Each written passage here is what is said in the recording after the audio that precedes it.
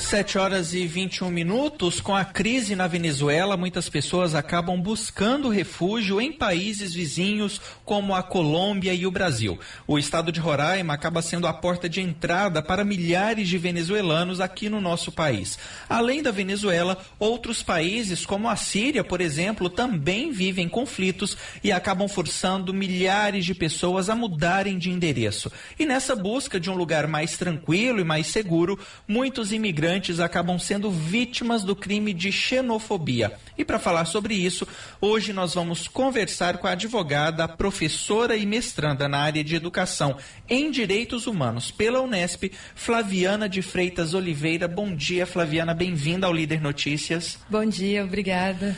Doutora, para a gente começar explicando o que é o crime de xenofobia.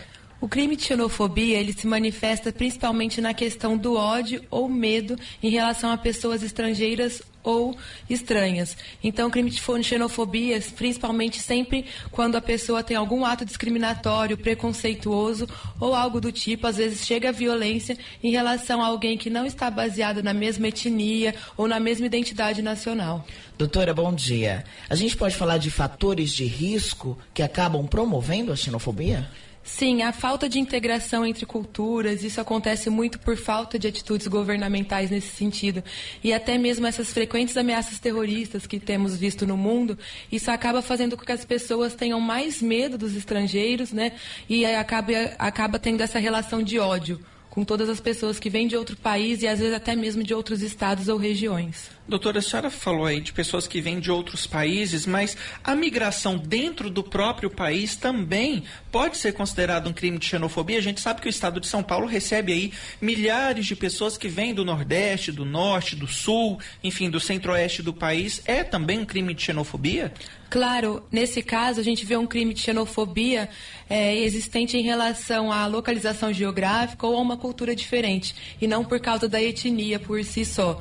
Na Alemanha, por exemplo, nós tivemos muitos casos de xenofobia em relação a descendentes turcos, que embora tivessem a mesma etnia, tinham essa descendência. No Brasil é muito comum esse crime de xenofobia em relação a nordestinos, aqui na região sudeste.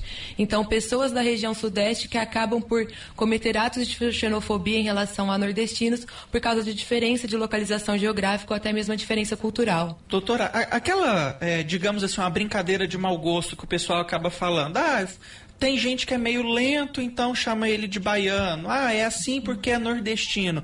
Isso é caracterizado um crime de xenofobia ou seria um crime mais de racismo? Na verdade, nesse caso, a gente está diante de xenofobia, porque o racismo ele tem a crença de uma raça superior às outras. Então, nesse caso, como se trata de localização geográfica, de cultura, é xenofobia. O que vale muito é a questão da intenção mesmo. Às vezes é um amigo e realmente corresponde à brincadeira, então não se trata de um crime. Mas sempre lembrando que essas atitudes discriminatórias, ainda que do ponto de vista de brincadeira, elas podem sim ferir os direitos humanos. Doutora, e quando a pessoa é vítima desse tipo de crime, o que ela deve fazer? Existe algum órgão competente que possa recebê-las? De repente, existe um canal na OAB aqui de São José do Preto que acaba acolhendo essas pessoas, ou ela tem que registrar um boletim de ocorrência e procurar um advogado? Na verdade, no Brasil nós temos a Lei da Migração, que ela foi aprovada em maio de 2017, e desde então ela considera que os migrantes têm os mesmos direitos que qualquer cidadão brasileiro. Então acaba por ter algumas coisas no sentido de que o migrante ele não pode ser preso em virtude de ser estrangeiro nem nada do tipo. Caso ocorra algum crime de xenofobia, existe o Disque 100, que é, na verdade, um canal da Secretaria de Direitos Humanos para violações de direitos humanos. E, além disso, existe a prática de registrar o boletim de ocorrência justamente por ser um crime. Então, o boletim de ocorrência abre um inquérito policial para que esse crime seja investigado. E aí a pessoa que registrou esse boletim de ocorrência, que isso vai ser investigado, se for comprovado o crime, existe alguma penalidade para a xenofobia? Sim, nós temos dois casos. Em um dos casos, quando a xenofobia ela se manifesta por forma de agressão ou violência, nós temos uma lei, a 7.716, que ela pune qualquer ato de violência em relação à cor, etnia ou até mesmo procedência nacional. A reclusão, pena de reclusão, varia de 1 a 5 anos. Além disso, nós temos também os casos de ofensa verbal. Então, isso está regulado no artigo 140 do Código Penal, no parágrafo 3º, que fala da injúria qualificada. a pena é menor, mas considera a detenção de 1 a 3 anos. O Carlos acabou perguntando aqui, doutora, ele perdeu um pouquinho. Ele queria que a senhora explicasse, então, a diferença entre racismo e xenofobia. No caso da xenofobia, nós temos uma discriminação em virtude da localização geográfica dessa pessoa, da etnia ou até mesmo uma discriminação cultural. No caso do racismo, existe uma crença de que uma raça é superior a outras. Então, varia um pouquinho. Ambas são atitudes discriminatórias e podem caminhar junto. É o que vemos, por exemplo, no caso de imigrantes africanos, que tem caso de xenofobia e também de racismo. Doutora, existe alguma ação específica que é trabalhada nos municípios em relação a direitos humanos para que as pessoas estejam mais atentas a essa questão da xenofobia? Porque muita gente desconhece que tem a lei da migração, acabam desconhecendo os direitos, acabam não tipificando, né, esse tipo de agressão como crime. Ações acontecem para evitar esse tipo de crime? Sim, tem algumas ações, embora elas ainda sejam um pouco incipientes, mas no sentido de colocar a educação em direitos humanos no dia a dia das escolas municipais e também estaduais, como uma forma de criar uma cultura de direitos humanos e de tolerância ao próximo. A educação em direitos humanos, ela é a via mais eficaz para evitar esse tipo de crime como xenofobia, até mesmo racismo, porque você passa a conhecer os direitos, valorá-los como um valor ético mesmo e depois aplicá-los. Isso faz com que você conheça o outro como um igual e não pratique atos discriminatórios. Agora são 7h27. Nós estamos conversando com a advogada, professora e mestranda na área de Educação e Direitos Humanos pela Unesp, Flaviana de Freitas Oliveira, sobre o crime de xenofobia. Doutora, na sua opinião, aqui na nossa região acontece muito esse tipo de crime? Tem uma procura da justiça por conta de quem é vítima? Como que está essa situação? Aqui na região, o que a gente tem é uma subnotificação dos crimes de xenofobia. A gente tem alguns casos bastante importantes em relação à questão das plantações de cana, porque vem muitos migrantes nordestinos e essas pessoas são mal recebidas na nossa região e acabam sendo vítimas de xenofobia. O que ocorre, no entanto, é que essas pessoas, por não conhecerem seus próprios direitos, acabam não fazendo boletim de ocorrência, então a gente não tem uma notificação real do que ocorre. Doutora, a Bruna perguntou o seguinte: gostaria de saber se discriminação com gordinhos, pessoas obesas, também é caracterizada como xenofobia.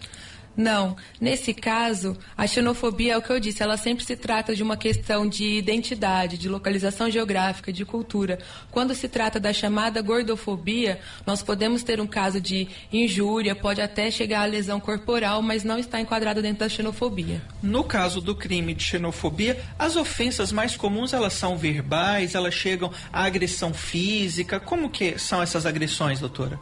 O mais comum que nós observamos são as ofensas verbais mesmo, no sentido de diminuir, né, essa pessoa estrangeira. No entanto, tem casos mais graves que muitas vezes vemos nas fronteiras dos países que realmente chegam à agressão.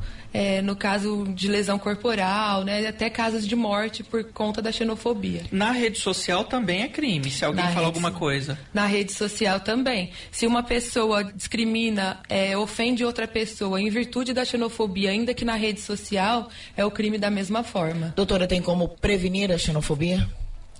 Na verdade, eu acredito que fica na dimensão da educação em direitos humanos, como eu disse anteriormente. Quanto mais observarmos essas práticas na educação básica e no ensino superior, mais as pessoas ficam formadas para o não preconceito.